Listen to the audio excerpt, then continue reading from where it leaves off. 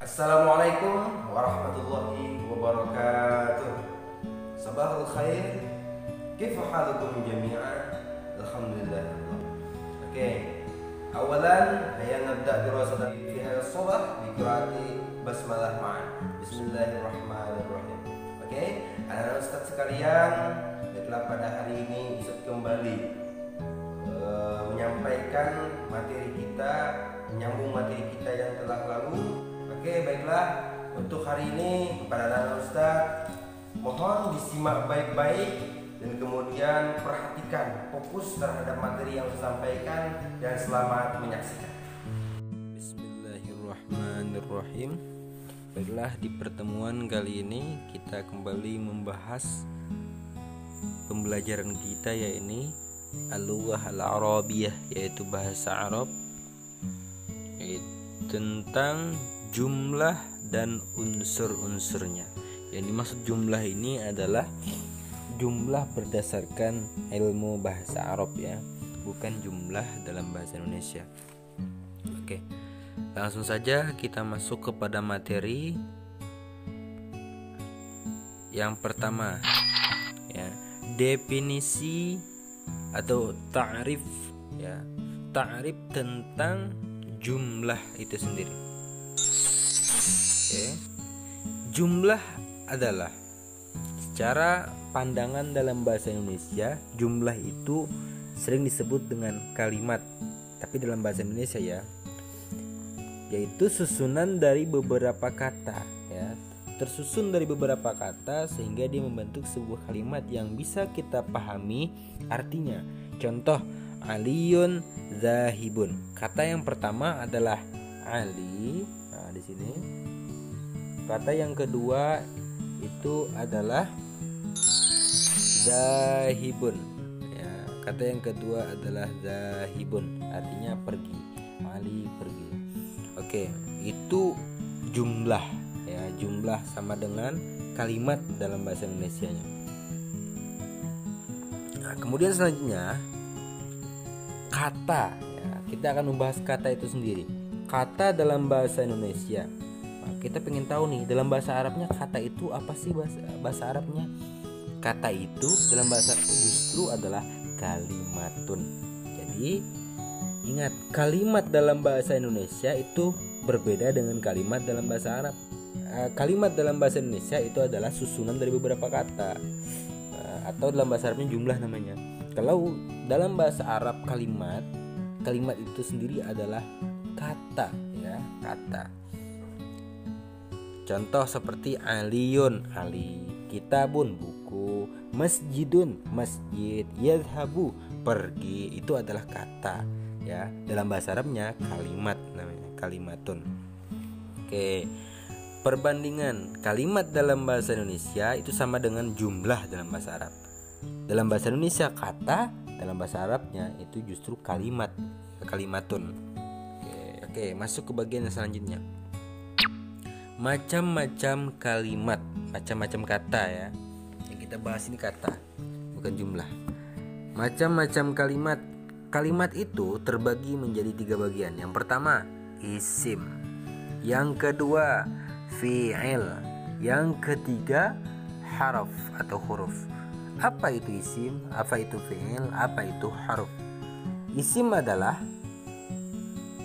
sebuah kata yang bukan kata kerja dan memiliki zat dan tidak diikat oleh waktu. Jadi isim itu adalah sebuah ungkapan kata yang memiliki arti bukan kata kerja. Dia ada zatnya, ya. Dia ada sifatnya dan dia tidak dikait oleh waktu, ya. Oke, contoh seperti meja, buku, rumah, bumi, kursi, ya, HP dan sebagainya, itu isim itu masuknya, ya. Kemudian yang kedua, apa itu fi'il? Fi'il itu sendiri adalah kata kerja dan dia diikat oleh waktu, ya, seperti memukul, makan, minum. Ketika dia diikat oleh waktu, nanti artinya dia begini. Waktu itu ada yang waktu lampau, ada waktu sekarang, ada waktu yang akan datang. Nah, jadi begini jadinya. Makan misalkan, telah makan, oh berarti udah. sudah makan. Entah waktunya itu sejam yang lalu atau sehari yang lalu atau seminggu yang lalu, pokoknya dia bercerita waktu itu tapi kejadiannya sudah berlalu. Kemudian zaman itu ada zaman sekarang ya, continuous ya, present continuous kalau dalam bahasa Inggrisnya itu zaman sekarang. Oke, zaman sekarang itu contohnya seperti sedang makan, sedang memasak, sedang duduk ya. Dan yang akan datang seperti akan duduk, akan makan, akan pergi. Pokoknya intinya fi'il itu adalah kata kerja. Adapun huruf itu adalah kata bantu ya. Nah, di sini dijelaskan huruf adalah kata yang memberikan makna tambahan bagi isim dan fi'il. Ya, dia masuk membantu atau memberikan tambahan makna bagi kalimat lain, bagi kata yang lain, baik itu kata itu dari isim atau fi'il ya. Dan harap itu tidak bisa dipahami, tidak ada artinya kalau dia sendiri. Contoh ala aja, atas, dia nggak ada maknanya. Oke, contoh di sini isim Aliyun masjidun kitabun, Ali masih buku. Contoh yang PL kata kerja qara'a ajlisu zahaba, membaca, saya sedang duduk, pergi, telah pergi. Oke, huruf min, wa, an, dan banyak lagi yang lainnya. Min itu artinya dari, wa dan an itu bahwasanya. Dia memberikan makna bagi yang kalimat lain. Contohnya baiti, rumah saya, isim itu karena bukan kata kerja. Masuk min baiti, dari rumah saya. Yang selanjutnya azhaba, saya pergi, azhaba. Maka ditambahi oleh an, masuk an, bahwa saya pergi. Dia punya makna tambahan jadinya.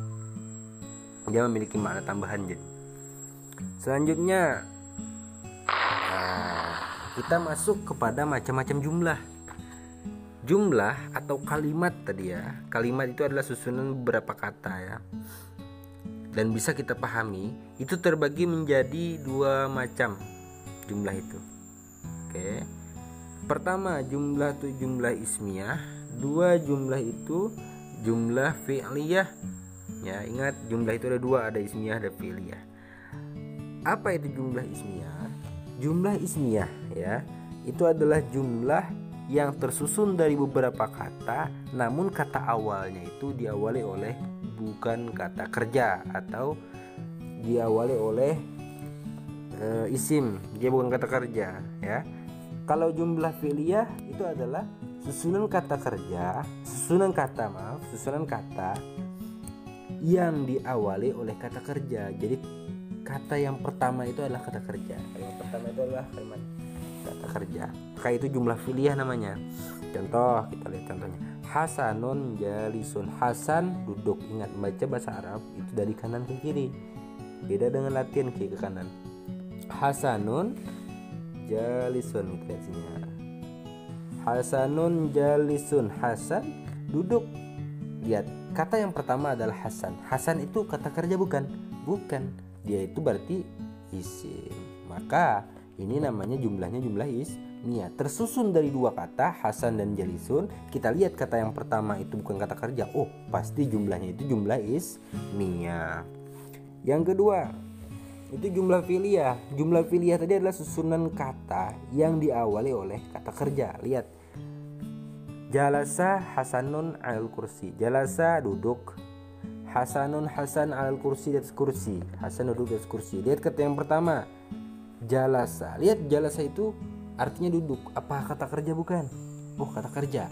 Karena selalu dia kata kerja, maka namanya jumlah fi'liyah. Jadi untuk menentukan jumlah itu apakah jumlah ismiyah atau jumlah fi'liyah, kita lihat kata yang pertama, apakah itu kata kerja atau bukan. Kalau bukan kata kerja berarti jumlah ismiyah.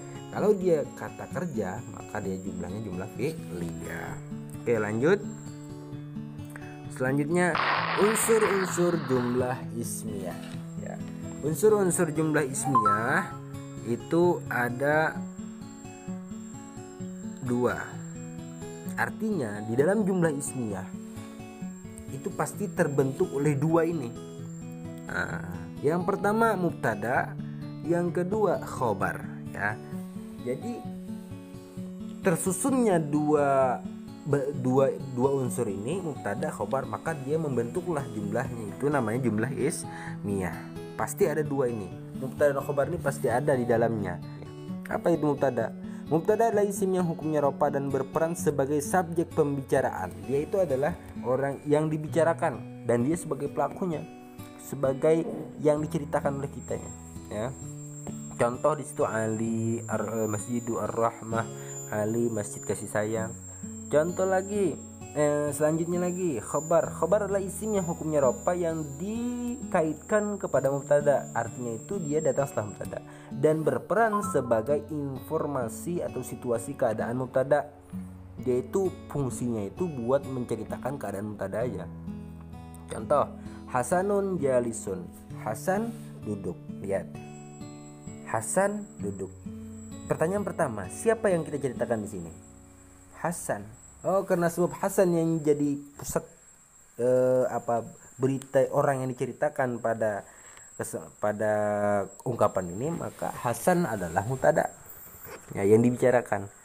Kemudian jalisun artinya duduk. Oh, itu adalah keadaannya Hasan. Maka karena itu jalisun adalah khobar. Insyaallah bisa kita pahami. Nah, di sini banyak contoh lagi. Contoh al-faslu, ini mubtada-mubtadanya, ini khabar-khabarnya. Al-faslu nadhifun, kelas bersih. Kelas yang kita ceritakan bersih itu adalah keadaan kelas itu. Al-masjidu kabirun Muhammadun zahibun, al-rahmatu qaribun, al-masjidu wasi'un, dan lain-lainnya. Kemudian yang selanjutnya kita masuk kepada unsur-unsur jumlah fi'liyah. Apa itu unsur-unsur jumlah fi'liyah? Apa saja? Unsur-unsur jumlah fi'liyah itu ada 3 macam. Yang pertama fi'il, yang kedua adalah fa'il, dan yang ketiga adalah maf'ul bih. Ya. Fi'il, apa yang dimaksud dengan fi'il? Fi'il adalah sebuah kata yang bermakna pekerjaan. Nah, bahasa singkatnya kata kerja, verb, ya, kata kerja. Contohnya doroba memukul, qara'a membaca, kataba menulis. Kemudian apa itu fa'il? Fa'il adalah sebuah isim yang berfungsi sebagai pelaku atau melakukan pekerjaan tersebut, ya. Contoh Aliyun, Hasanun, Utsmanun, dan lain-lain sebagainya. Jadi intinya fa'il itu adalah pelakunya. Yang ketiga adalah maf'ul bih. Maf'ul bih adalah isim yang menjadi sasaran perbuatan, ya, atau objek, ya, objek perbuatan tersebut. Contoh di sini al-kalba, anjing. Agak seram dikit contohnya, ya, enggak apa-apa. Al-kitaba, buku, al-mas'alata, masalah. Dan ingat, nanti kita akan bahas lagi lebih rinci tentang mubtada khobar, fi'il, fa'il, maf'ul.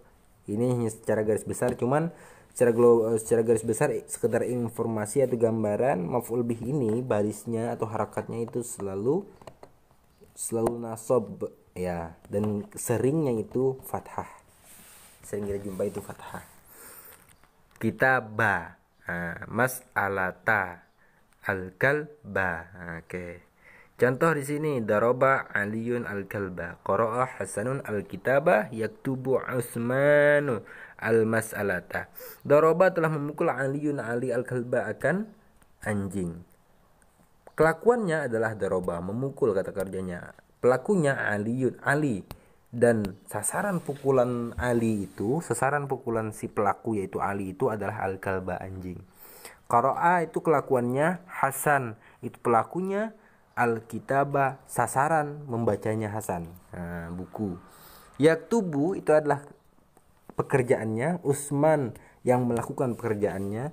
Al-mas'alata adalah sasaran menulisnya Utsman, yaitu masalah, satu masalah. Oke.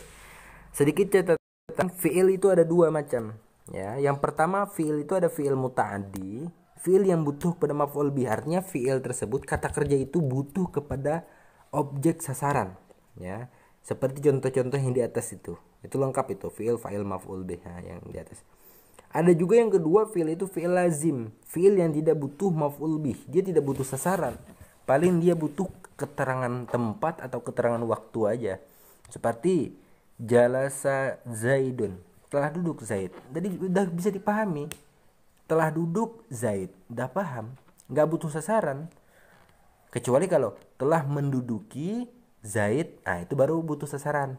Akan kursi misalkan. Tapi kalau telah duduk Zaid, itu nggak butuh sasaran lagi, tidak butuh objek.